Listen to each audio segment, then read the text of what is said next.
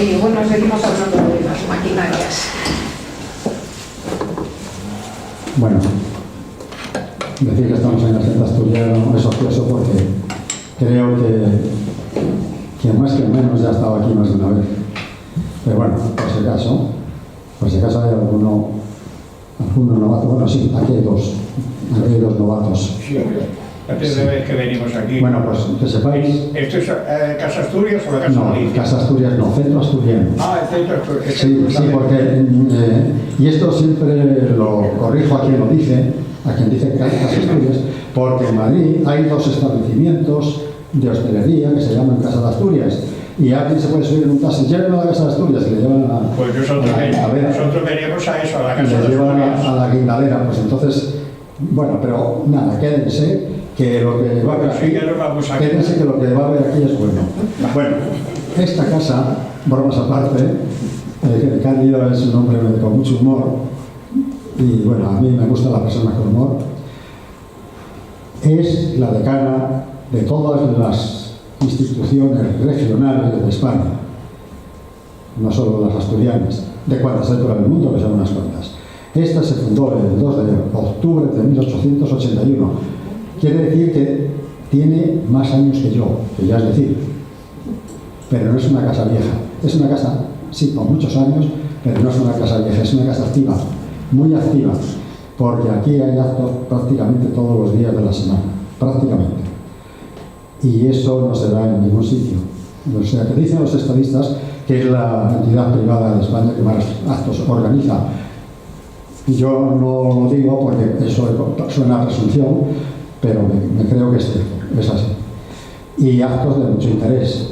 Aquí, el que es asiduo, además de, bueno, hay mucha gente que sabe mucho, viene, pero ya lo tiene mejor en el olvido, en el desván del olvido, y le sirve de refresco lo que va a oír aquí. Aquí va a oír cosas muy interesantes, y otros lo oyen por primera vez, y entonces, bueno, mirar sobre hojuelas. Hoy, este hombre, que también está aquí por casualidad, nunca está aquí, no sé hoy ha venido, y se ve que no tenía otra cosa mejor que hacer, y bueno, voy a entretenerlo del acento asturiano. Este hombre es centro asturiano de los pies a la cabeza. Es un hombre de la casa, que cada 2x3, y luego en menos de lo que quisiéramos, nos regala con cosas muy interesantes, como va a hacer ahora en el instante cuando yo me calle y le deje hablar. Seguro que va a ser mucho más interesante, porque nos va a hablar del 14º Congreso Internacional de Geología y Minería de 1926, un tema de mucho interés. Yo no sé si él estuvo bajo tierra por los agujeros de la mina alguna vez, no lo sé. ¿Estuviste? Sí, la mina. Sí. ¿Biólogo? Yo entré por experiencia, en verano, que fuera hacía un calor bestial y dentro hacía un fresquito maravilloso. Se estaba de maravilla ahí dentro, de maravilla. Claro, hay que estar todo el año, no solamente en verano, hay que estar todo el año. Tienes que estar más tiempo, ver, y meterte más para las galerías y ver los ojos. No, sí, estuve en las galerías. No, sí, yo todavía estaba todo. Al lado del picador, Sí, ahí, sí. Y bueno, en fin, se estaba de maravilla en la mina. Y yo digo, que pues qué bien, aquí estos tienen que estar aquí encantados. Luego lo piensas, y claro, está debajo de aquellas montañas y tal. Además, bueno, que ocurren cosas. Bueno, pues no, Anselmo no va a hablar de cosas interesantes, cosas amenas. Y posiblemente, a lo mejor no haya tragedias en su comentario, mucho mejor. Anselmo. Perdón, Santos, cuando quieras, tenemos los oídos abiertos para... Estupendo. Bueno, no sé si aquí... Sí, no, ¿Ya? Bueno, lo primero, buenas tardes y gracias por asistir a un tema que es creo que interesante, o lo voy a hacer interesante, pero que es un tema que para mucha gente es desconocido. Como sabéis, en el ciclo de... Yo soy economista, pero me especialicé y he trabajado en el tema de energía porque algún compañero, hemos saludado a algún amigo aquí que es ingeniero de minas, me decía: yo lo que he hecho es aprender de los ingenieros de minas, porque en el trabajo que tuve que realizar era básicamente la formación del Instituto de la Minería del Carbón y luego la financiación externa de los planes de reconversión minera. Entonces eso trabajé durante una serie de años y luego después pues ya seguí en el sector energético.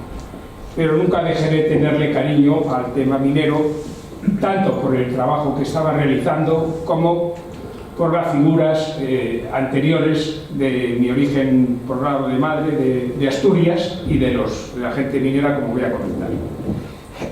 Entonces aquí, como sabéis, un poco mi trabajo en este centro es recuperar las figuras ya que han quedado un poco, como es el caso de Eugenio Cueto Ruiz Díaz, que han quedado un poco desfiguradas. Eugenio Cueto Ruiz Díaz fue un geólogo, ingeniero de minas, llegó a ser director general de minas y vivió entre 1874 y 1948. Entonces, como veis, una época muy interesante que vamos a rescatar junto con el Congreso Internacional de Geología y, por ende, de Minería, que se celebró en 1926. Entonces voy a rescatar esta figura, pero os quería decir que aunque esto parezca que es una cosa muy antigua, un poco así de modé, pues no es así. Es decir, está en plena actualidad. Cuando he ido rescatando su biografía, he podido comprobar que realmente, no sé si sabéis que hemos tenido un periodo en que la minería ha estado como solapada, abandonada, incluso prohibida en algún aspecto. Pero afortunadamente parece que acabo de leer estos días pasados que se va a hacer un nuevo plan de minería desde ahora, desde el año 25 hasta el 29, por fin se va a rescatar el tema de la minería, algo que España siempre ha tenido de pro y que realmente estaba muy abandonado. Entonces, como decía, de entrada voy a rescatar toda la figura de este paisano, que era de Colunga, era natural de Goyes, un asturiano total, y que él lo tenía tan a gala que realmente tiene un montón de obras. Cuando te pones a mirar, os entres en Google con su nombre, veréis que tiene como 15 o 20 libros. En cambio, su biografía te cuentan en algunos sitios, dice geólogo o ingeniero de minas y sus años de nacimiento y de defunción, y no viene nada más. Entonces, lo que yo he querido es traeros una visión más completa, porque afortunadamente, por la tradición oral y algunos documentillos que teníamos en casa, pues he logrado reconstruir un poco lo que es todo, lo que fue todo su hito y el de muchos geólogos que básicamente el momento cénit que tienen de su vida profesional fue el Congreso de Minería del año 26. Por eso he hecho referencia, porque además el año que viene es el centenario y he querido pues dar un aldabonazo para que el Instituto Geológico y Minero, a los cuales invité a que pudieran venir a echarnos una mano, pues parece que no tenían mucho tiempo. Entonces, vamos a ir... ¿Esto se mueve? Sí. Bueno. Como veis, hay poca fotografía. Yo solo he encontrado... No sé si con esto se mueve mejor. Vamos a ver. Tenemos que darle al... Le voy dando aquí. Ah, bueno. Aquí parece que ya se puede. Ya está en acción. Bueno, pues este señor vamos a ir viendo primero un poco su biografía personal, que es la que más conocía, que es la raíz de donde es. Este es oriundo de Santiago de Gobiendes, en Colunga. Además, él decía siempre Gobiendes, y en los documentos que he podido encontrar, en una labor casi de Sherlock Holmes, pues en muchos casos ponía Gobiendes y nadie sabe de dónde es eso. Claro, eso es una parroquia pequeñita de Colunga. O sea, está al lado de Colunga, pero es un sitio muy importante, porque ahí tiene, como veis, había una casa, esa casa que veis en el centro, ahí estaba la casa de los Caravia y de los Cueto, y a su vez los Ruiz Díaz. Había tres familias importantes en las tres parroquias que hay en Santiago de Gobiendes, que está al lado de lo que es el Sueve, en las faldas de la montaña mágica del Sueve, y en la época que él vivió allí, pues se dedicaban básicamente a la agricultura y a la fabricación de sidra. Es la zona de la sidra, es la comarca de la sidra esta zona. Tenía 364 vecinos y 399 domiciliados.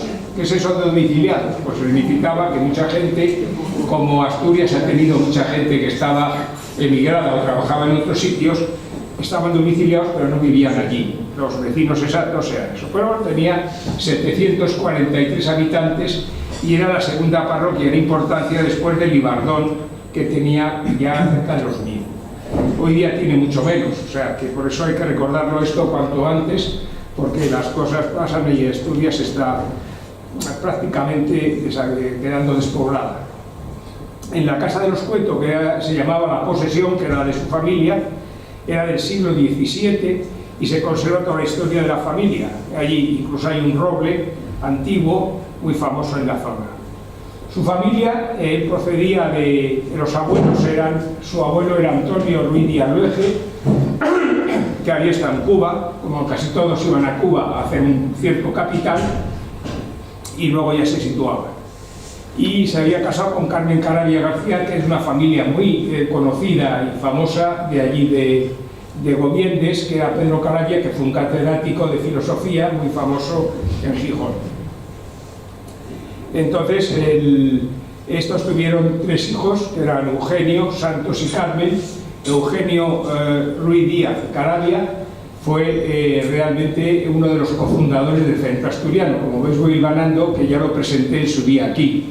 Es decir, cuando se crea el centro, como bien ha dicho Andrés hace un momento, en el año 1888, 1881, se crea el Centro Asturiano, y entonces el lugarteniente, él era un médico y a su vez también era escritor, como veremos, pues va a ser el cofundador y el brazo derecha de la fundación del Centro Asturiano de Madrid, con Campo Amor.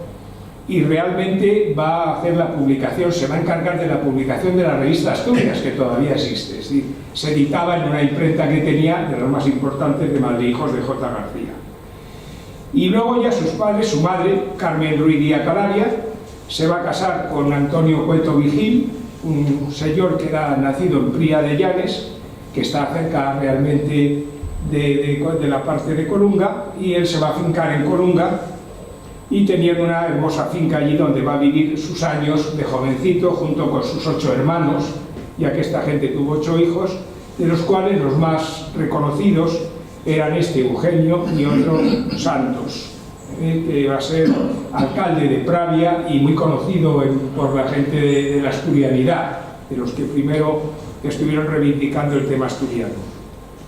Entonces, en esta zona, para los que sin mineros, hay unas minas. En Colunga hubo minas de carbón, unas minas pequeñas, pero tenía explotación de carbón, que incluso se llevaba, se podía transportar y cargar en el puerto de Colunga, que se llama Lastres, pueblo precioso de allí, de esa zona. Y allí cargaban los barcos para el carbón. Y también tiene al lado justo de Gobiendes, ya en Caravia, entre Caravia y eso, en Berbes, está una mina de fluorita, que por lo visto tiene unas formaciones. Esas fotos que veis ahí son del Museo Minero de aquí de Madrid, el museo que tiene el Instituto Geológico y Minero en ese edificio precioso en Río Rosas, y son de unas fotos que hice allí, llevé a mi nieto también para que viera cómo era lo de la fluorita y otros temas. Y entonces él va a tener digamos, ese baño de la minería, pero básicamente va a vivir en lo que es la explotación, o sea, lo que era la sidra, en estas 3 familias importantes de Gobiendes. Y la familia Cueto tenía un lagar que se llamaba el lagar de Sergio, que era Sergio Ruiz Díaz González, era uno incluso más joven que él, que luego se va a ir a México, y es una familia que en México tiene, porque ya esta familia casi ha desaparecido en Colunga. En cambio, en México tenemos toda una raíz de esta descendiente de este señor Sergio Ruiz Díaz, y el lagar, que está catalogado en Asturias, hay un centro de Asturias, ahora ha recuperado mucho su historia, tanto, digamos, de la parte, digamos, de edificios históricos como de costumbres, ¿no?, que tuvo. Y ese es el lagar. Ahí está su padre, ese señor que veis al fondo es el padre de Antonio Cueto, y luego sus hermanas, y están haciendo, pues sacando lo que se llamaba, pues hacer una espicha, que era cuando abrían la pipa esta, un tonel de sidra, ¿no? Ese lagar sigue existiendo y yo digo que está catalogado en Asturias dentro de la importancia que tiene la zona. Aquí os he puesto Colunga fue básicamente junto con Villaviciosa, aunque ahora ha quedado Villaviciosa, que es donde tienen el famoso sidra El Gaitero, que todos conocéis, pues tuvo también una fábrica muy importante con una familia, la familia de Pablos, que van a tener una gran fábrica que se llamaba El Hórreo, y luego había otros productores como Pedro del Valle que eran importantes. En la zona que estamos hablando de Hugo Vientes tenía una manzana estupenda, es una manzana que se llama Mingán, se llaman Mingán porque se exportaba mucho a Birmingham, Inglaterra, para comer, y entonces por lo visto la sidra y tal eran unas características fabulosas. Y lo he puesto aquí porque veremos que esto va a condicionar también su mentalidad, incluso sociológica, de Eugenio cuando era pequeño, porque hay unas peleas.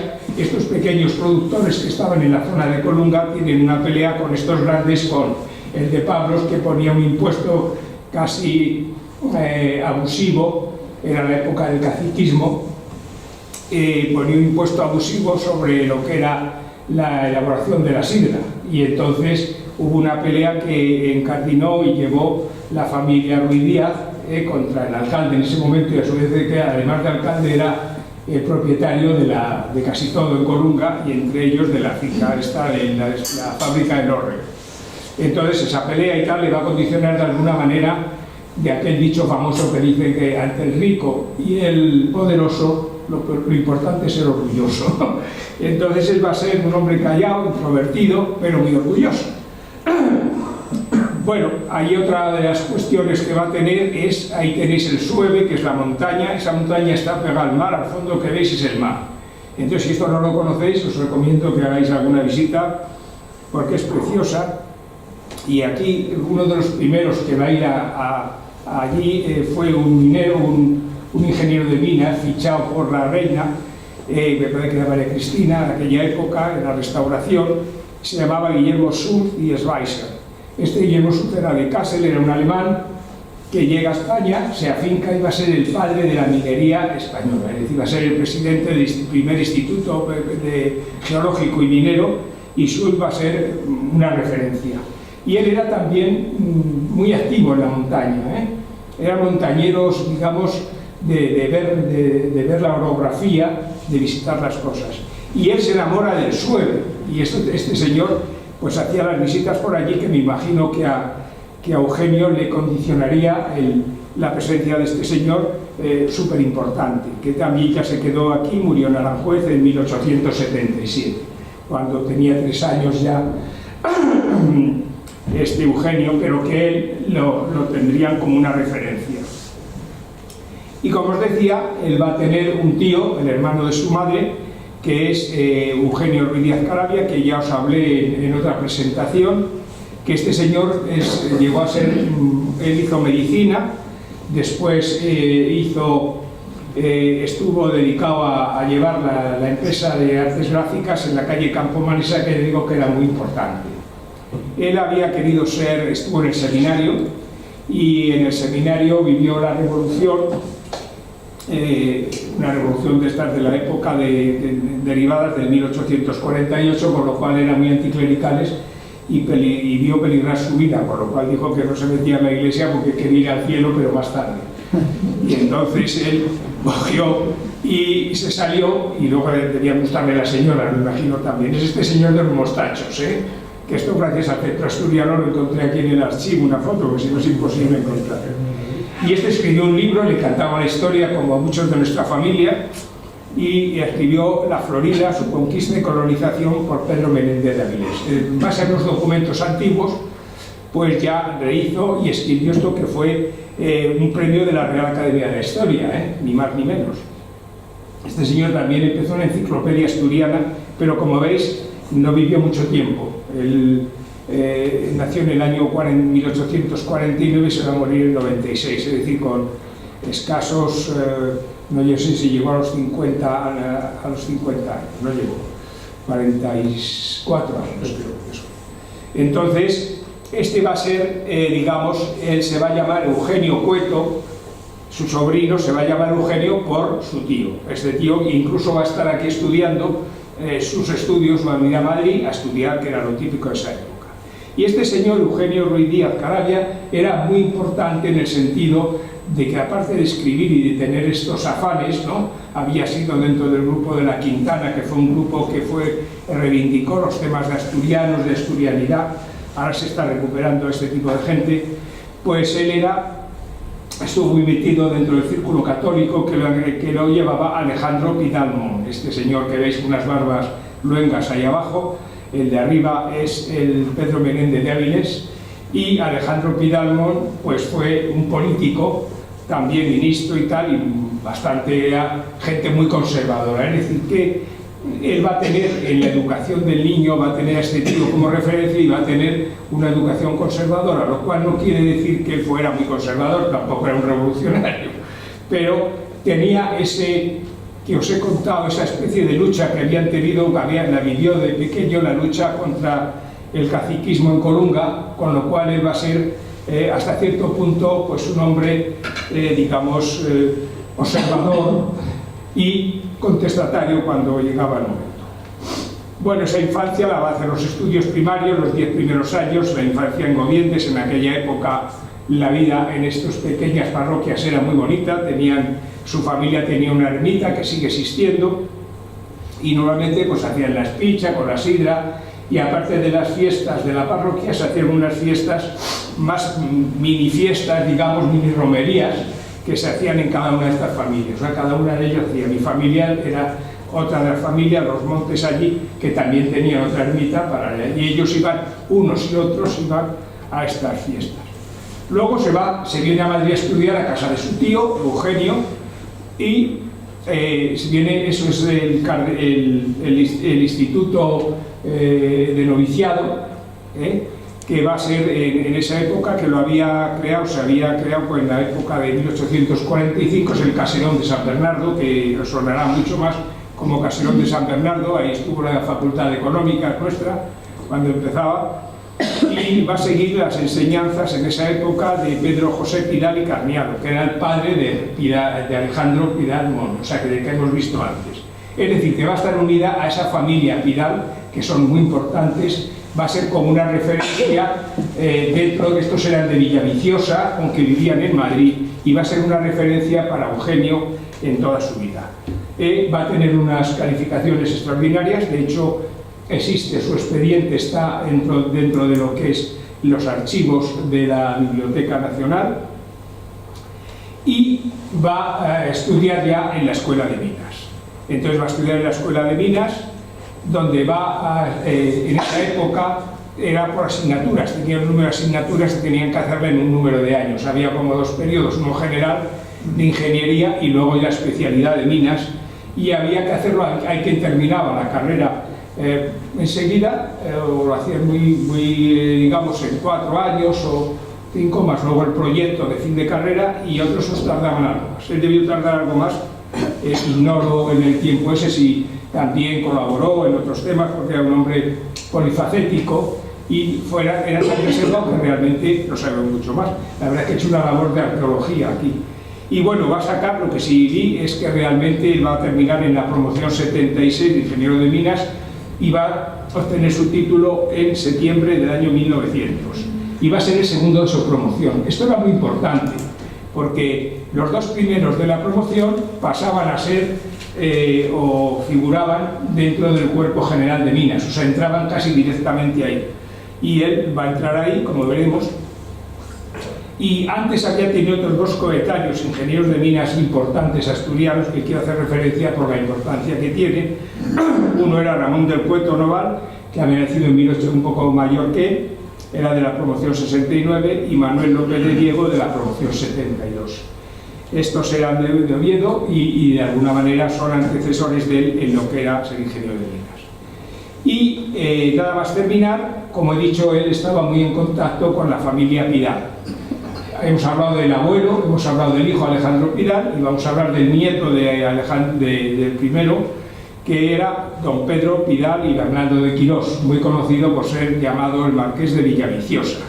y que fue la primera medalla olímpica en los Juegos Olímpicos. Estuvo en la Olimpiada, era cazador y fue a tiro, estaba en París en la Exposición Universal de 1900, creo que fue, y entonces pues se presentó allí y se le ocurrió pues presentarse al tiro en la Olimpiada.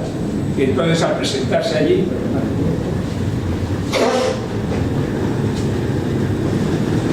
se presenta y consigue el premio, una medalla, y entonces siempre se ha dicho, aunque realmente no había estado inscrito como olímpico, que era la primera medalla que España gana en unos Juegos Olímpicos.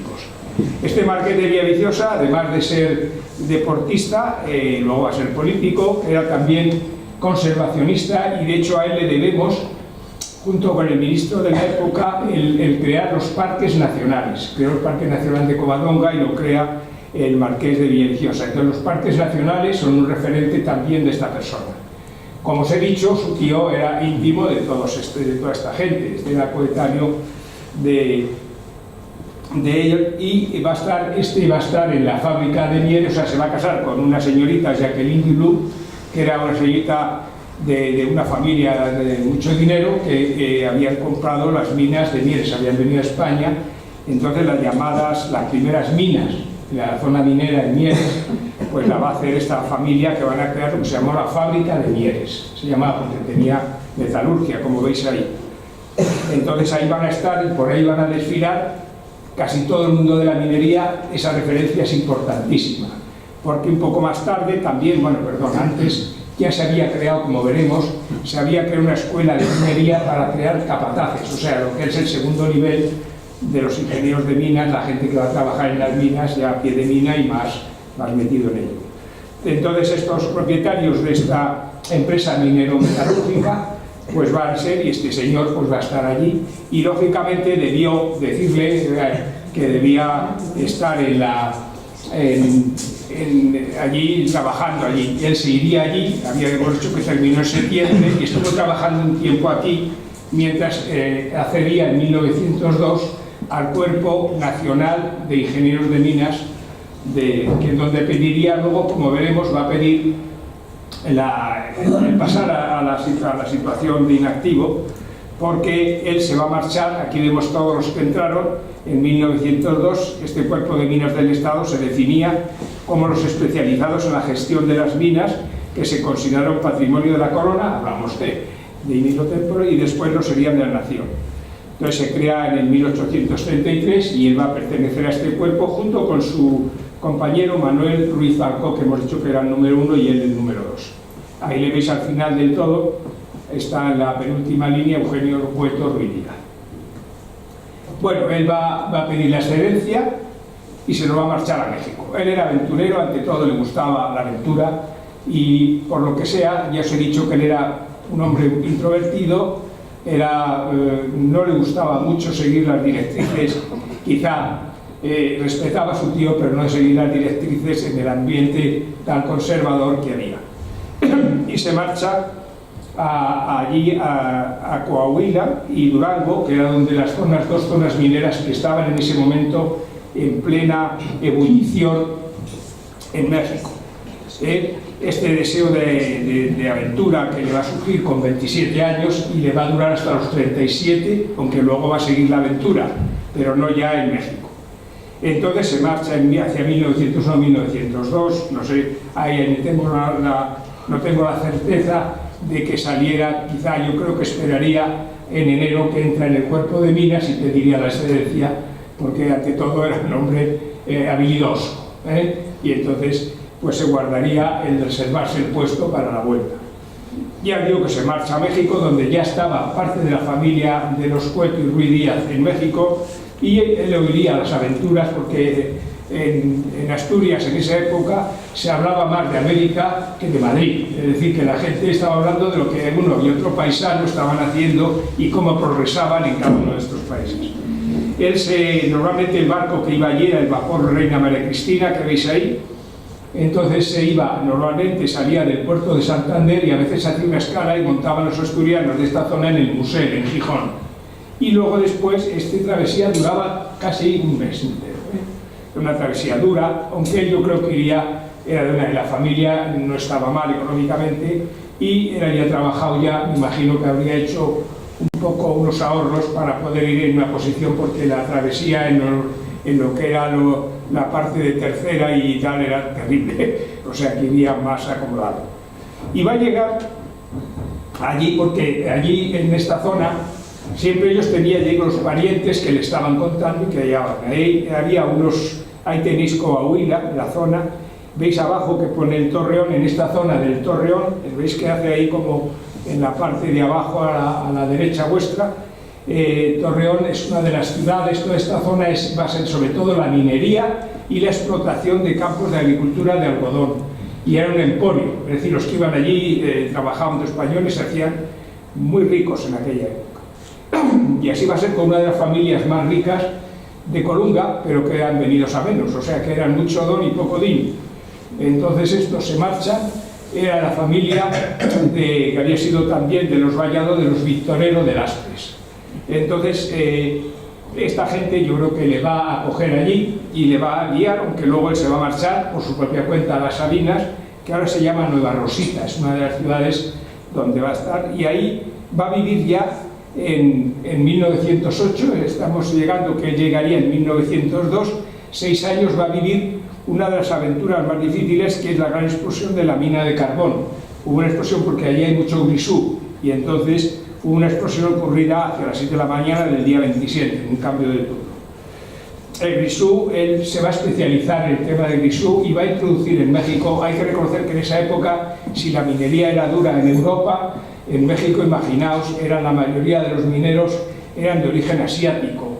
Había japoneses, había chinos, y había poco respeto hacia la vida del minero en esa época. Pero él va a introducir el tema de las lámparas y también de la creación de murallas de tierra para las explosiones, para evitar la onda expansiva. Entonces, él va a ser, digamos, va a trabajar en estos temas aportando bastante. Pero sobre todo él lo que le interesaba era, estando allí, hacer excursiones y recorrer el mundo. Y como os digo, ahí tenéis a la derecha esta familia de los Victorero, en una foto que encontró antiquísima de la caza de los jabalíes, porque en la zona de Gobiendes, en esa época bajaban del Sueve, jabalíes sigue habiendo, pero había osos también. Siempre recuerdo a mi bisabuelo, que era primo hermano del padre de él, como los osos llegaban allí, llegaron una vez hasta la casa. Entonces, como decía, los Victorero van allí a recibirle, en la zona de Coahuila, y estos que tenéis ahí la familia eran varios hermanos y hermanas. Se habían situado fenomenal. Habían empezado con una tienda que se llamaba El Modelo, que hace poco, pero muy poco, esa foto que sacan en el 2014 ha desaparecido, pero ha durado desde el siglo XIX hasta ahora. Esta la fundaron ellos, los Victorero, también de Lastres, de Colunga. Fundaron, ahí tenéis una foto de época, y llegaron a tener 6 cajas de cobro y cerca de 20 empleados, o sea que no era un comercio comilfo.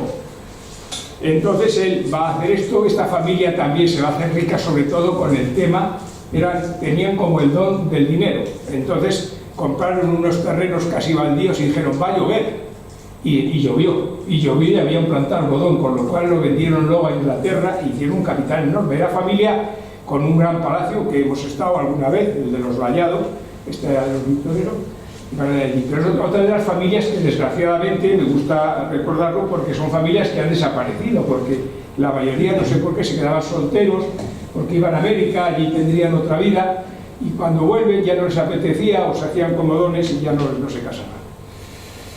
Entonces, otro evento que va a tener allí, que aparte de estar allí, viajar y hacer un poco su vida, va a haber va a vivir una experiencia única, que es el 10º Congreso Geológico Internacional en México, el 10º. Luego veremos el 14, fue en Madrid. Entonces esto a él le va a sorprender, aunque ya había habido una gran tradición en la época de la colonia de España. Colonia dicen algunos que era el virreinato, vamos a decir virreinato, que si no se enfada algún amigo. Entonces allí había tenido, y en 1906 era la época de Porfirio Díaz, el porfiriato, que es ese señor que veis lleno de medallas ahí, creo que tenía buen pecho, porque si no, no le cabían las medallas. Y como veis ahí, va a tener dos señores, dos ingenieros de minas, que van a ser los que realmente patrocinen este congreso, y un congreso que va a tener 707 personas, en el que se va a hacer 20 años después en España, va a tener 722, lo que estará muy bien. Y va a traer mucho, sobre todo gente de Estados Unidos, que fueron unas 70 personas, y también los alemanes. La Alemania era en ese momento los grandes ingenieros de minas, o sea, el mundo de la ingeniería de minas estaba en Alemania. Sobre todo se formaban en Göttingen y había también en Freiberg, tenían escuelas de minas muy famosas, es que Goethe y muchos alemanes habían sido. Entonces Alemania fueron 43 personas, España hubo 2 inscritos y no fueron. Entonces, de Asia y Oceanía solo 3 personas. Entonces él va a vivir, no va a asistir al congreso, pero él debió tener referencias muy directas, como veremos, y así he deducido por su actuación en el congreso de 1926 en España.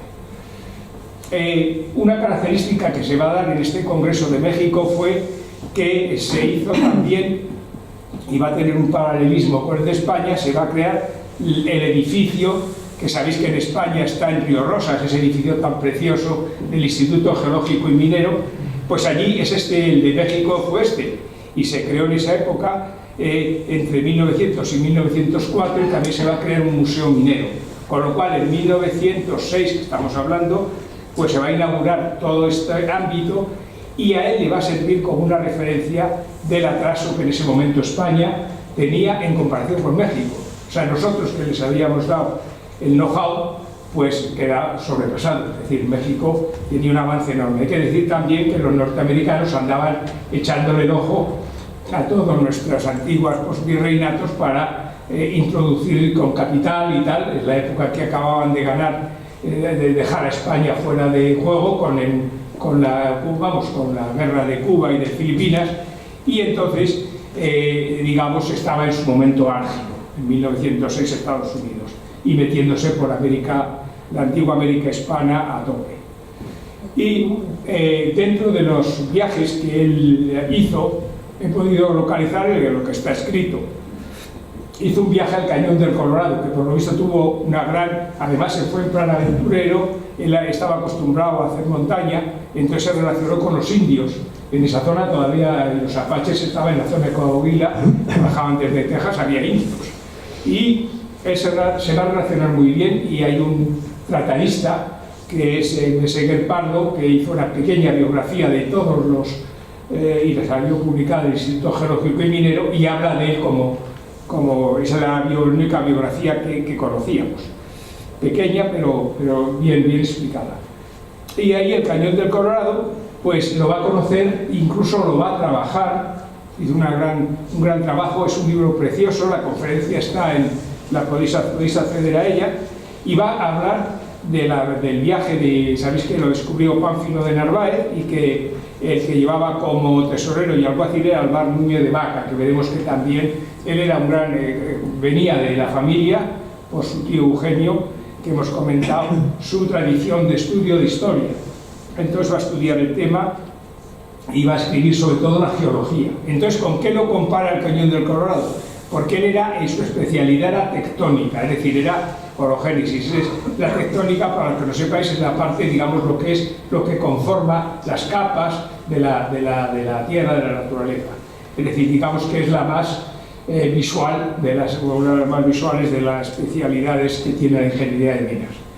Entonces, su especialidad tectónica, y va a compararlo con algo que conocía mucho, que es los picos de Europa. Entonces va a hacer unas referencias hacia los picos de Europa y también relacionado con eso. Pero esto se lo tenía todo guardadito, y como veis pone conferencia. Esa conferencia la dio gracias a que al final de su vida va a sacarlo, le van a obligar a sacar el tema, y cuando entra en la Universidad de Oviedo, entra en el Instituto de Estudios Asturianos, pues va a publicar este tema. Si no, en muchos casos no lo tendríamos, porque él hacía, en ese sentido, digo que pecó de humildad y de introversión, pero bueno, es así. Entonces, aquí tenéis uno de estos trabajos, siempre el apellido Ruiz Díaz, se cree, y por lo menos él lo pudo documentar junto con otros, no sé hasta qué punto eso es profundo, y no voy a meter todo, pero Albert Niño de Cabeza de Vaca, esta gente tenían ya el apellido Ruiz Díaz. Ese apellido flotaba desde el siglo, desde muy antiguo, desde el siglo XII casi, ya está el Ruiz Díaz. Y el Ruiz Díaz realmente es un apellido compuesto. Mucha gente pone Ruiz Díaz y no es Ruiz Díaz. Claro, se equivoca, es Ruiz Díaz. Ruiz significa Rodrigo, porque el Cid se llamaba Rodrigo, Díaz de Vivar. Entonces Rodrigo era Ruiz, que le llamaban el pequeño Ruiz, que vosotros recordaréis una película de niño, yo me acuerdo que era muy famosa, del pequeño Ruiz. Entonces Ruiz era Rodrigo y Díaz. Entonces la gente que descendía de esa familia pues se lo puso como, bueno, pues a presumir, una palabra. Y él lo que sí lo va a documentar y explica cómo Álvaro Niño de Vaca, o sea, esto es un trabajo que presentó en la Revista de las Españas, que era una asociación muy famosa que había a principios del siglo XX y XIX con la Revista de las Españas, que era de la Unión Iberoamericana, donde también, a la que también pertenecía mi bisabuelo Massimino, que era Monterrey. Entonces ponían el Ruiz con ese Y, para que, aunque más modesto siempre, ponían I latina, pero realmente ese es un poco lo que sé que era el origen. Bueno, ahí no os voy a contar, hay una pequeña batallita de la Ordóñez y de la rama asturiana, porque la madre del Cid, la rama suya, era de origen asturiano. Pero vamos, que es un nombre ideado. Y entonces, nada más llegar, él vuelve. ¿Por qué vuelve? Pues porque en 1911 se va a encontrar en México con un problema, digamos, de primera magnitud, que va a ser la revolución primero de los maderistas, que eran los enemigos de Porfirio Díaz, y en 1911 van a invadir ya la zona de Coahuila, y después van a invadir los de Emiliano Zapata y el Pancho Villa. Realmente Pancho Villa es el que llegó ahí. Entonces Pancho Villa pues llegaron y asesinaban y en fin, y hacían más cosas malas. Entonces ellos, los propios españoles de allí, fueron contra ellos y tuvieron que irse con una mano delante y otra detrás.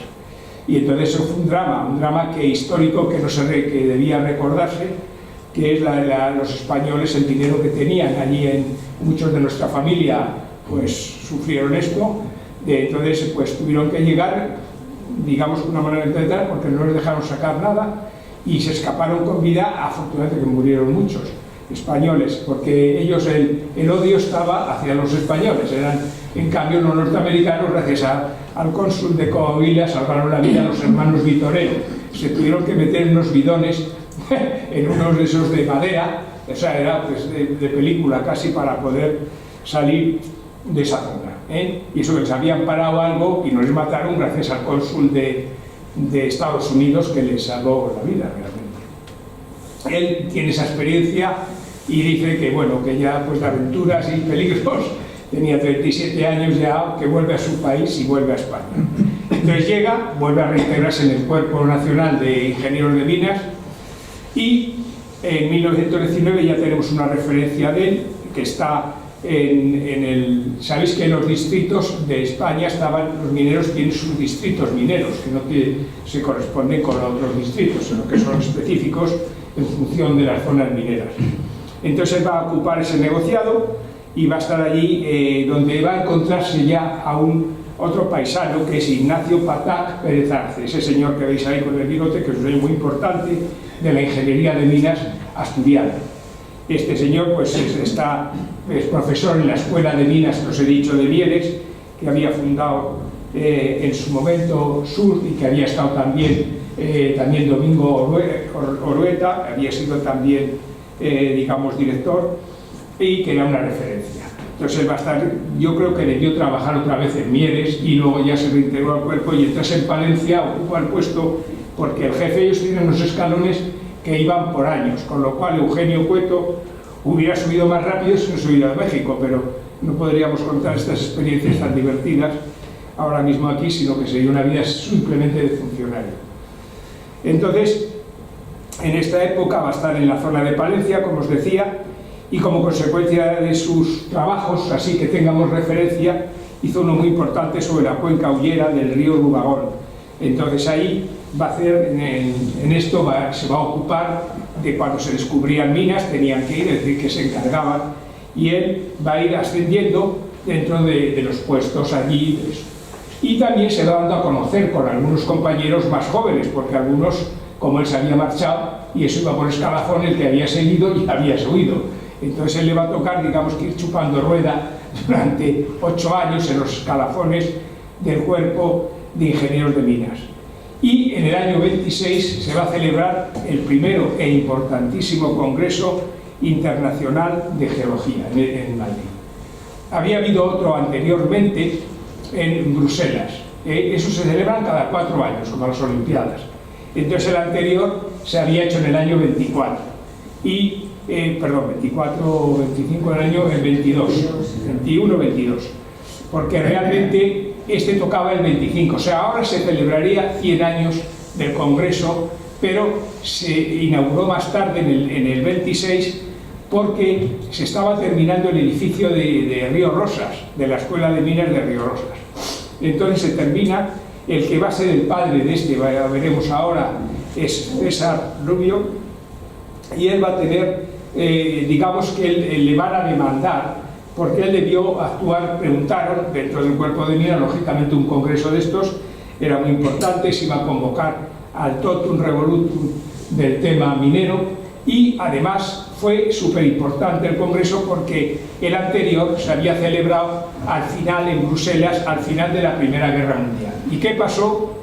Pues que se había Alemania, que era el país cumbre del tema de la minería, pues no fue invitado, entonces no pudo asistir, con lo cual estarían marcando chapa a los alemanes de poder ir. Entonces, como España, esto le ocurrió como el caso de nuestro Samarán, Juan Antonio Samarán, cuando en el Comité Olímpico pues hace el ensemble de todos los países, ¿no? A Rusia concretamente, a China, por eso es muy adorado, y eso lo hizo, en este caso España también hace un poco de moderador y invita a que vienen todos los países, no como había ocurrido en el congreso anterior, que los alemanes habían quedado excluidos. Y además va a ganar mucho, pues decía que en esa época los ingenieros de minas más prestigiosos eran los alemanes y los franceses. Entonces llega y se va a inaugurar, se va a hacer como el de México, que os he dicho, 20 años antes se había creado, se va a hacer el museo, también posteriormente al congreso, también se va a hacer lo que es todo el establecimiento del Instituto Geológico y Minero. Ahí tenéis el patio, que ahora está el museo, ese es en el patio y está celebrando, lo presidió lo inauguró el rey, en ese momento era Alfonso XIII, y realmente quedó muy bien. Y entonces había avisado, como digo, uno de los que le habían llamado, porque él tenía muchas referencias, y este señor que veis, César Rubio, que era el que realmente lo organiza, y había estado en el congreso anterior, el de Bruselas, y era el que había conseguido que España fuera Madrid la sede del Congreso Internacional. Este es un señor que vivió entre 1858 y 1931. Tengo que decir a todo esto que él también tenía bastantes idiomas, que no lo he comentado. Él aprendió alemán porque teníamos uno de su tío Eugenio, famoso, el de Madrid, que os he comentado. A sus hijos le puso una institutriz jovencita que era de Baviera, Armela, que era, digamos, vivió toda la vida con la familia y les enseñaba alemán. Con lo cual esta señora, que era de Baviera y que tengo todas las referencias de ella, pues vivió, pasaba grandes temporadas en Goviendes con uno de los primos de él, que era Rodrigo Castro Orbidia. Entonces, este César Rubio, que va a organizar el congreso, también tenía los idiomas. Entonces, como os digo, básicamente aprendían como idioma prioritario el alemán y el francés, porque además en España las minas estaban en manos de los franceses, sobre todo hemos visto Milú, el capital francés era el que había llegado, alemán algo menos. Entonces os decía que este señor va a organizar el congreso y le va a digamos, allá está en Asturias, se le van a presentar a Eugenio, y Eugenio va a participar en la parte asturiana. Y le digo que él, siempre que podía, digamos, escurría un poco el bulto porque tenía cierta fobia social, pero es algo que ocurre bastante en la familia, y entonces no es mi caso, pero sí ocurría, y entonces él va a vivir eso que a mí me ha costado, Dios le ayuda a poder reconstruir su biografía. Entonces, como veis ahí, del 23 al 31 de mayo se va a hacer el congreso, va a tener 700 participantes, se va a trabajar en los idiomas español, inglés, francés, alemán e italiano. Y él se va a encargar, sobre todo, aparte de echar una mano y de estar allí, porque al tener los idiomas, pues les pedía a los que más conocían el idioma, y ya digo que él tenía el alemán como un idioma muy, digamos, muy sabido de él, pues él va a estar en un famoso hotel, que era el Hotel Inglés, no sé, que lo acaban de hacer. Hace poco estuvimos con la Asociación de Filipinas en una cena preciosa, Perla. Ahí te recordamos en la Asociación del Galeón de Manila, y entonces este hotel, que os lo recomiendo, está en la calle Echegaray, pues lo han vuelto a reconstruir con un poco el art déco de la época, pero fue el hotel más importante en el siglo XIX, finales del XIX al XX. Entonces él era el hotel que se hospedaba siempre Eugenio. Os he dicho que era soltero y a él le gustaba vivir bien, y al hospedarse allí se hospedaron sobre todo la gente de Alemania en el Hotel Inglés. Ese hotel se llamó luego Imperio, cuando después de la guerra, porque pasó lo de inglés, no pegaba con el régimen de Franco, y le pusieron Imperio, que era el imperio hacia Dios. Así que le pusieron, y luego ya desapareció hasta hace poco, que lo han reconstruido. Entonces, si yo he estado hace poco allí, me encantó.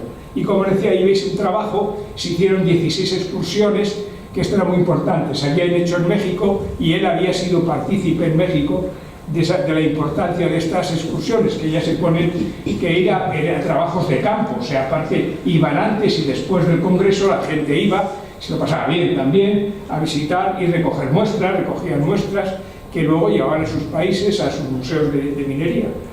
Ahí tenéis, por ejemplo, él hizo el de Asturias, que luego se hace ese libro que habéis visto ahí, y fue dirigida por Manuel Sancho, Manuel Ruiz Falcó, Eugenio Cueto, Primitivo Hernández San Pelayo e Ignacio Patac. O sea, que eran todos de primera fila, ingenieros de minas de primera fila.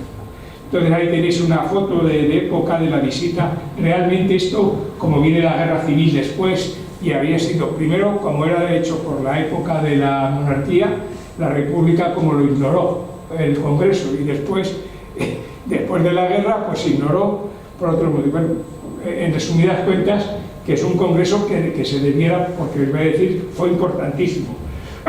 O sea, podemos decir que la minería moderna en España se debe al paso de este Congreso.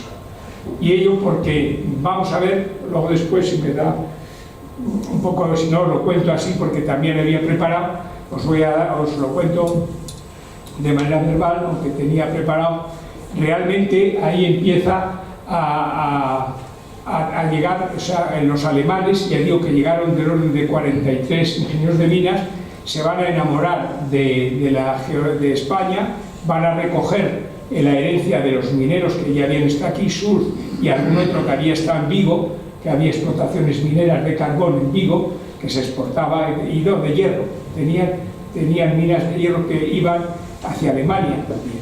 Entonces, ahí se van de alguna manera a unir con la tradición alemana que había habido, y sobre todo, y estos mineros, estos que son muy importantes, estaba había dos sobre todo, importantes. Uno es Hans, bueno, luego después os lo pongo un poco ahí, no me acuerdo ahora mismo el apellido, y estos dos mineros van a atraer a una serie durante todos los 10 años que van de ahí a la guerra civil, van a traer un montón de ingenieros de minas, porque eran catedráticos en Göttingen de ingenieros de minas, y van a traer a hacer tesis doctorales en España. Se quedaron sorprendidos, sobre todo los del área tectónica, se quedaron sorprendidos de la facilidad de España y del clima de poder hacer las exploraciones, y que muchas fueran exploraciones a cielo abierto. Sabéis que no había que estar bajo tierra, y que de alguna manera eso va a ser una atracción enorme. Entonces van a tener una importancia estos ingenieros alemanes muy importante, porque luego después en la guerra civil van a ser los que consigan de alguna manera introducirse en las empresas mineras. Sabéis que España, digamos, el régimen de Franco pidió la ayuda de los alemanes en la guerra civil, tuvo la ayuda de los alemanes italianos, pero básicamente Alemania, que no quería ayudarle porque nunca tuvo, digamos, la más mínima aprecio hacia el régimen de Franco, incluso a la parte que fuera militar. Lo que pasa que, bueno, en los tiempos, entonces él, lo que sí le dijeron es que era muy importante España que se le pagara por la minería. Entonces, esos mineros que habían venido al Congreso de 1926 van a ser los mineros que estén en explotaciones, muchas explotaciones mineras, proporcionando, como veremos ahora después, al final, el materiales de wolframio, de muchos materiales que eran muy queridos sobre wolframio, sobre todo de hierro y otros piritas, elementos que van a ir a la industria armamentística alemana. Entonces, bueno, dijeron, sobre todo nos vas a pagar con esto. Si veis, esto nos recuerda ahora, como veis, ahora los países ricos siempre quieren que se le pague con materias primas. ¿Qué ha pedido Rusia ahora? Que se le pague con las materias primas de Ucrania. Se repite la historia. Pues eso ocurrió en España. España tuvo que pagar durante tiempo todo lo que duró hasta el año 45, que viene el final de la guerra, y entonces...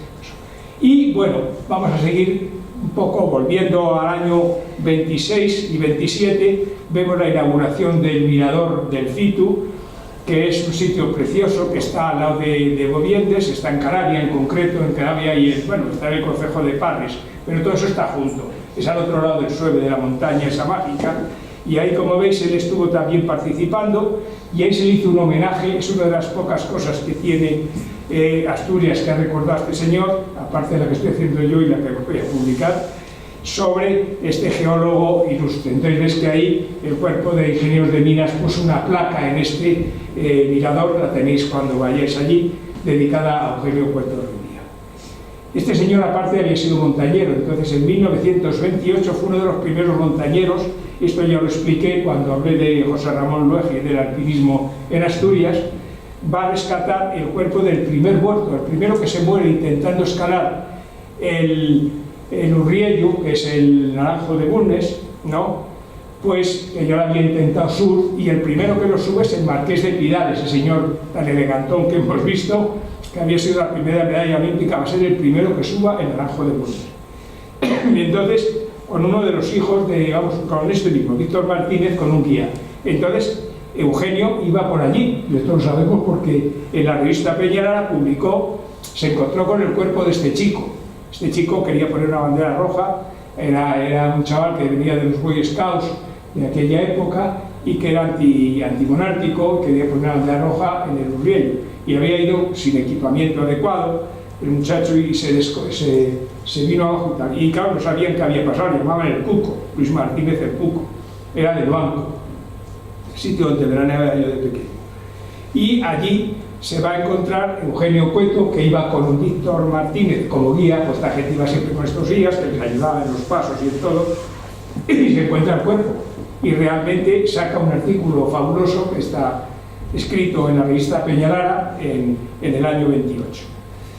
Bueno, como decía, el Consejo de la Minería tenía 110 profesionales, él va a seguir allí y va a hacer una cosa muy importante. Dentro del Consejo de la Minería, él era un hombre muy sociable, aunque no era introvertido y era discreto, pero era sociable, y él va a tener una gran relación y va a tener una confianza ya desde el año 26, va a aflorar como personaje, digamos, importante dentro del cuerpo de mineros, y va, en la época ya de la dictadura de Primo de Rivera, va a tener una relación bastante fluida con el mundo del sindicalismo.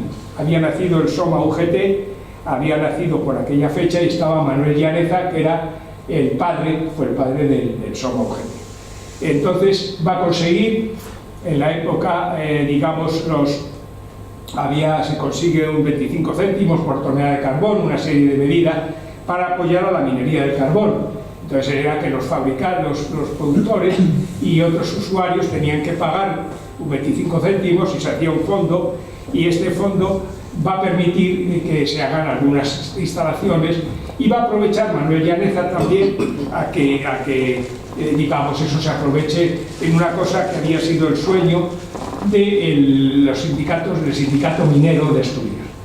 Entonces, en la finca Clavería Pando de Oviedo van a hacer un orfanato de mineros, que era algo muy querido por el sindicato durante todo ese tiempo, que era un momento revolucionario. El SOMA UGT era marxista realmente, y va a luchar por esto, pero Manuel Llaneza fue un hombre muy práctico, entonces colaboró en la época, lo cual no le ocasionó muchos disgustos, colaboró con él en la época de la dictadura de Primo de Rivera, porque Primo de Rivera digamos, tenía un régimen que él era muy conocido, Eugenio, era como el porfiriato de México, eran esos regímenes de dictadura paternalista, digamos, un tipo de dictadura, y entonces intentó, digamos, y él consiguió cosas, es cuando se empieza a hacer las casas del pueblo, y esto lo consigue gracias al dinero. Y una figura que yo quiero recordar aquí, porque en todas las desgracias lo que fue la guerra, era Ernesto Winterblanco, con el que él tuvo relación, y Ernesto Winterblanco fue un hombre de la Institución Libre de Enseñanza, ingeniero de minas,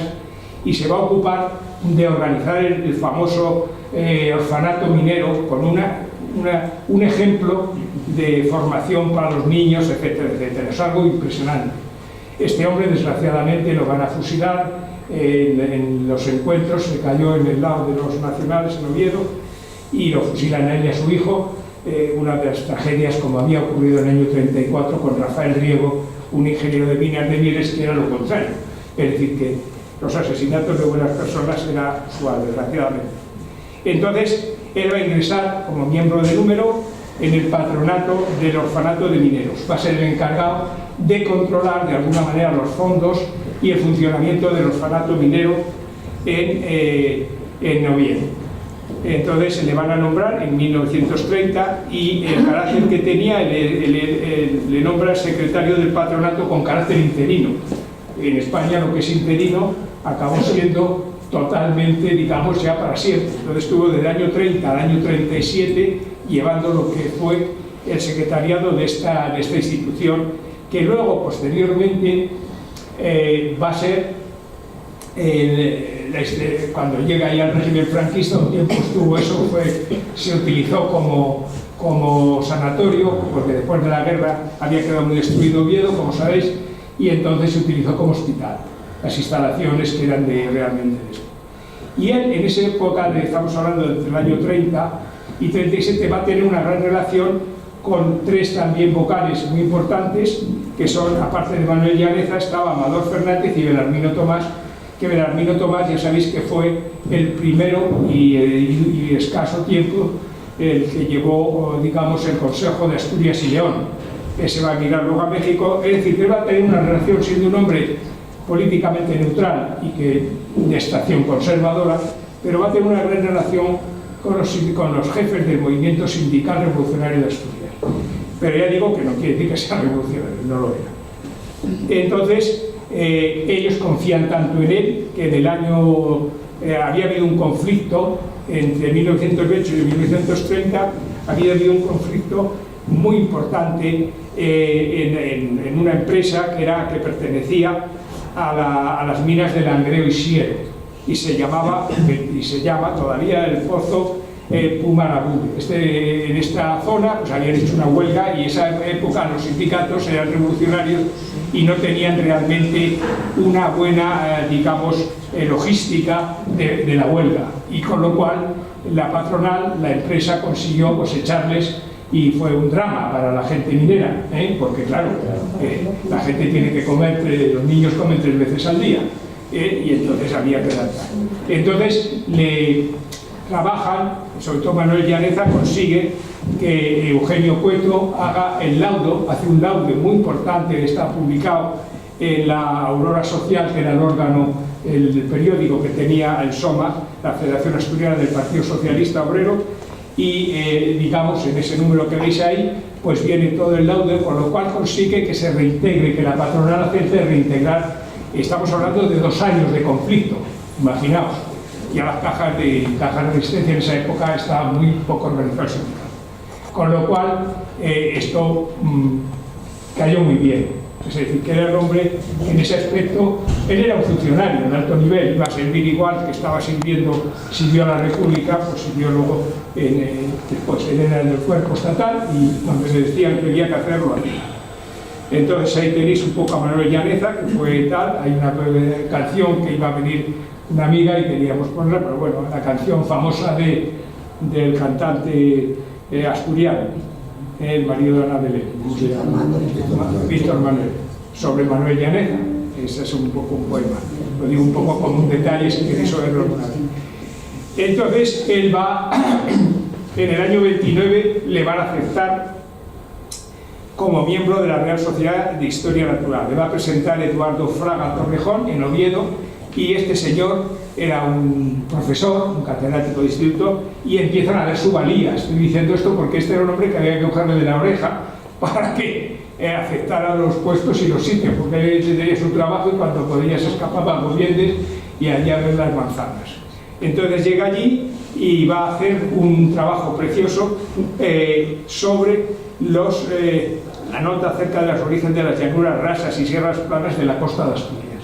En estos organismos, para pertenecer a la Real Sociedad o a una academia, había que hacer un trabajo, digamos, inédito y poder presentarlo. Así lo hizo él, y estuvo desde el año 29. Lo que pasa es que no está dado de baja en el boletín oficial porque nadie comunicó su muerte, ya que digo que era soltero y nadie no tenía descendientes, porque la familia había muerto muy jóvenes la mayoría. Os digo que va a seguir en el 33, ya en la Segunda República, y va a seguir trabajando y va a estar llevando otra vez allí. Se va a recuperar lo de los 0,25 céntimos a 0,40, o sea que era algo que se había hecho en la dictadura de Primo de Rivera. Se va a rescatar esa especie de prima de ingresos para poder ayudar a lo que era, digamos, el tema minero, y poder de alguna manera. Y entonces se crea el Consejo Nacional de Combustibles, donde a él le van a nombrar representante en el año 35. Ahí tengo que decir que me encuentro.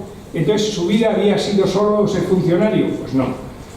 Él debió viajar mucho porque su espíritu, yo digo, que era súper aventurero. Igual que se iba a recorrer los picos de Europa, pues de repente encontré una nota que decía que había un viaje de estudios, así lo ponía, viaje de estudios a las regiones polares y Noruega, desde Bremenhaven, del ingeniero de minas don Eugenio Cueto Ruidía. ¿Y esto por qué era? Porque os he dicho antes que él había estado en el hotel, en el congreso del 26, con mucho con los alemanes, porque hablaba alemán, y había hecho amistades con muchos de estos importantes mineros que luego van a estar en España hasta el año 71, y van a tener todo lo que era, va a ir a un viaje a las regiones polares. Imaginaos, en aquella época los alemanes eran los únicos, estamos hablando del año 35, que hacían ese tipo de barcos con el que se iba a esas excursiones a Noruega, y Alemania entonces había rescatado algo muy importante. Había habido dos expediciones alemanas al Polo Norte, una del año 1868 y otra en 1869-70. Esto lo saqué de una exposición que me fui a ver, interesantísima, en Frankfurt, solo exclusivamente sobre temas polares, ¿no? Luego yo pude ir allí al Ártico. Entonces, la expedición austrohúngara también de 1872. Entonces, en las Svalbard ya había habido Theodor Lerner. O sea, los alemanes ya habían estado explorando aquello y sobre todo sacando temas de minería, es decir, que de ahí se iba a explorar los minerales. Y lo más importante era Groenlandia. ¿Os suena lo de Groenlandia ahora? ¿Verdad? Que hay un rubio por ahí en Estados Unidos, ahí en gordote, que se quiere quedar con Groenlandia. Pues ya estaban los alemanes también queriendo algo de esto aquí. Entonces van a explorar y sacan muchos trabajos de minería, muy apasionante. Yo no soy un experto, pero me encantó verlo. En esa época vamos a hacerse los años polares internacionales. Se va a celebrar el primero en el año 1882 y él ya estaría imbuido, Eugenio, de esto, que incluso van a hacer dos películas, una de la famosa Nelly Riefenstahl, que se llamó SOS Iceberg, y luego otra sobre el Ártico. Entonces estas conferencias ya a él le van, o sea que era un hombre que seguía haciendo esto. Y por el otro lado, pues vemos que la República pues va a llegar, la guerra civil, y se van a producir ya una serie de depuraciones. Va a tomar el mando José Rollo Gómez, también un catedrático eminente, había gente también muy eminente, pero que realmente en el año 26 también este va a ser uno de los protagonistas, el famoso José Rollo Gómez, que era un hombre adscrito a la masonería, y él va a estar mucho en el lado de la República, en el lado izquierda. De hecho, estuvo en el Congreso de Moscú, que fue un congreso impresionante, con 1000 y pico, 1200 o 1300 asistentes en el año, en plena Guerra Civil Española, este congreso, y él va en este congreso, digamos, este grupo, va a ir un grupo que luego van a tener una cierta depuración. Ninguno falleció, afortunadamente, pero una depuración. Y ya sabéis, pues ya va a llegar el régimen de Franco, y en el régimen de Franco se va a reestructurar se va a depurar a muchos ingenieros de minas que eran más de extracción izquierdista o que habían militado en el tema, y se va a generar. Ahí tenéis la inauguración del edificio, que había sufrido mucho con la guerra civil, la inauguración de Franco en el edificio de Río Rosas. Y estuve observando, porque como a él le van a dar un cargo, estuve observando qué relación tenía este hombre, porque yo no me pegaba ni con unos ni con otros, ¿no? Él había estado allí en la República él hizo meramente su función neutral. Entonces vi que realmente no tenía ninguna representación en lo que eran los cuerpos que están ahí de la minería. Y él se sujeta a su puesto en el año 37 al 43, desempeña la jefatura superior de minas de la zona norte. La zona norte es la zona primera, como veis ahí agrupa a Oviedo, La Coruña, y ahí estaba él. Entonces el título que tenían cada uno de estos señores era ilustrísimo señor, o sea que no era moco de pavo. Ten en cuenta que controlaban 126 personas, o eran los detentadores del control de la minería de España, que era en nuestra industria muy importante.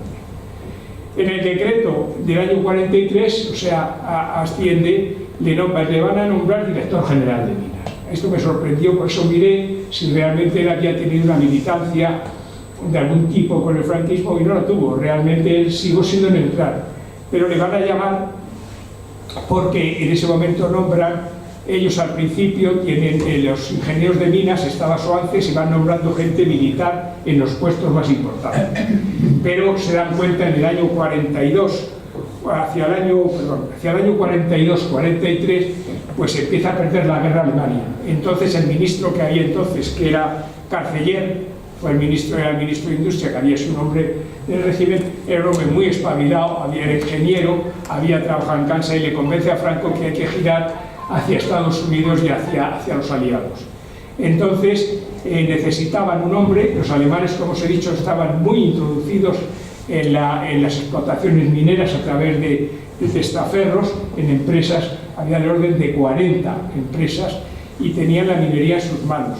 Los ingleses se quejaban. Estaba el tema del wolframio, la guerra del wolframio, y le dice, cuidado, Carceller le dice a Franco, cuidado, que vienen, los que vienen no son de con los que estamos jugando la partida.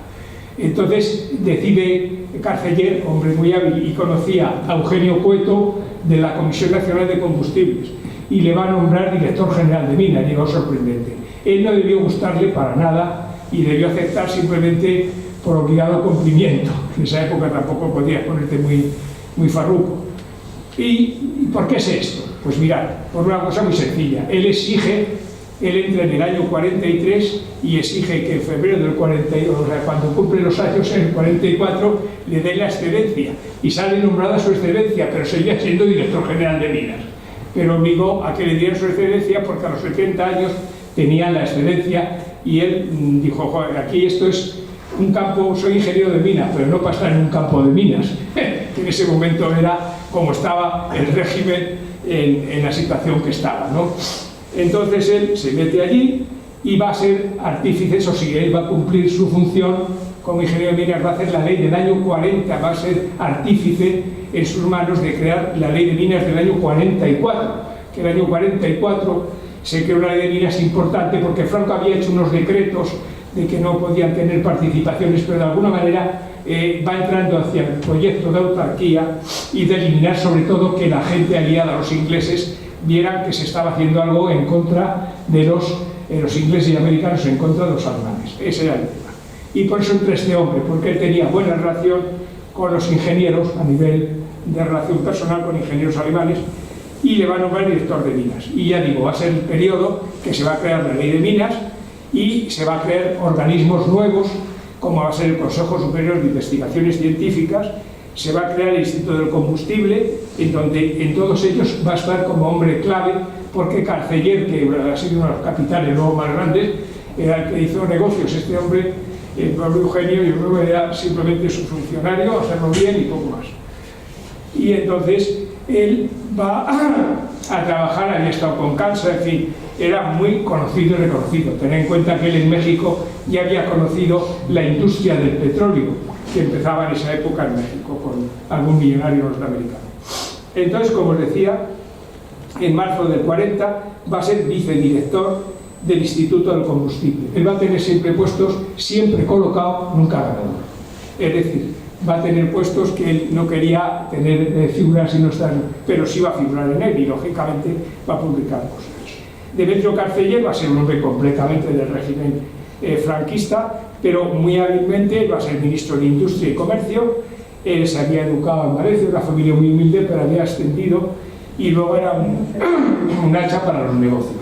Él va a comprar un banco alemán, el Banco Transatlántico, que los alemanes fueron deshaciéndose antes para que no se los quitaran los aliados, y se va a quedar un negocio de un banco que luego te va a dar posibilidades. O sea, era un rey, es uno de los que utilizó el franquismo para sus negocios y para la familia. Pero en el caso de Eugenio va a ver en él un hombre profesional que va a hacer un trabajo muy importante. Entonces, en el año 43 también le van a introducir, le va a ser como ingreso, como miembro de número en el Instituto de Estudios Asturianos, que se crea ese año por el ministro de Fernández Ladreda, y él va a ser uno de los hombres más importantes. Y va a escribir un discurso, características fisiográficas del suelo de Asturias, que está impreso viendo y que se va a presentar cuando ya había fallecido. Fijaros que pero bueno, él lo dejó escrito, es decir, que cumplió hasta con esto. Se murió antes, pero había mandado el trabajo que lo tenía que haber presentado en el año 43, pero bueno, él se tomaba la vida con tranquilidad. Entonces también va a ser académico de la Real Academia de Ciencias Exactas, Físicas y Naturales, entrar el 1 de enero del año 45 como corresponsal nacional por el Instituto Geológico y Minero de España. Entonces va a participar y va a ser académico, uno de los pocos académicos de ingeniero de minas. Y va a tener, aquí hay una actuación que sí he querido sacarla porque creo que es un referente de un poco de su manera de ser, y es que escribe en el año 41, hay un escrito sobre, digamos, como dentro de la Real Academia de Ciencias, en contra de las teorías de Darwin, pero bueno, él no estaba en contra, sino que hace unas matizaciones acusándole de teórico a las teorías de Darwin, pero bueno, eso era un poco, también estaba dentro de la época del régimen, es decir, la institución libre de enseñanza había sido muy darwinista y entonces el régimen de Franco del darwinismo pues entró en decadencia. Y le va a suceder, en esto sí, una persona que sí ya va a ser director general de Minas, que es Juan Cabala, que ya no es asturiano y que era un hombre ya más del régimen. Entonces él vuelve a su Obiendes, allí se dedica a los terrenos que hemos visto al principio, al cultivo de las manzanas, y él, de lo que más orgulloso estaba, según comentaba a sus compañeros, era que le habían dado la manzana de oro, porque la manzana de oro se crea en el año 40, aparte en esta institución, se crea la manzana de oro, la de plata y la de bronce, que se daba a los mejores cultivadores de manzanas. Y entonces una de las primeras manzanas de oro se la lleva la familia Ruiz Díaz, con lo cual él estaba muy contento y se lo decía. Esto es de las pocas referencias que tengo, porque todo el mundo presumía de sus manzanas, más que de otra cosa. Y bueno, pues va a fallecer, como veis ahí, el 11 de julio de 1948, y entonces está enterrado allí, y realmente a los pies del Sueve, donde él quiso estar siempre. Así que tenemos la imagen de un gran asturiano, una persona, un gran funcionario que hizo su trabajo, y un hombre respetuoso con todas las ideologías, esa España, digamos, neutral, que siempre, digamos, ha servido al país y es una referencia. Así que muchas gracias por vuestra asistencia y atención.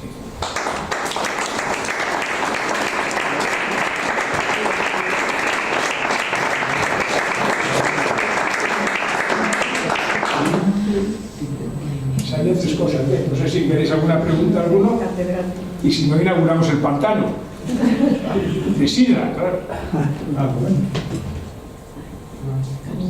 Bueno, pues vamos a inaugurar ya un poco el cóctel, y ya digo, a volver a agradeceros.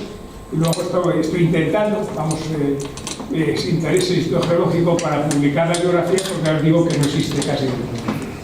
Y bueno, vuelvo a reiterar los gracias.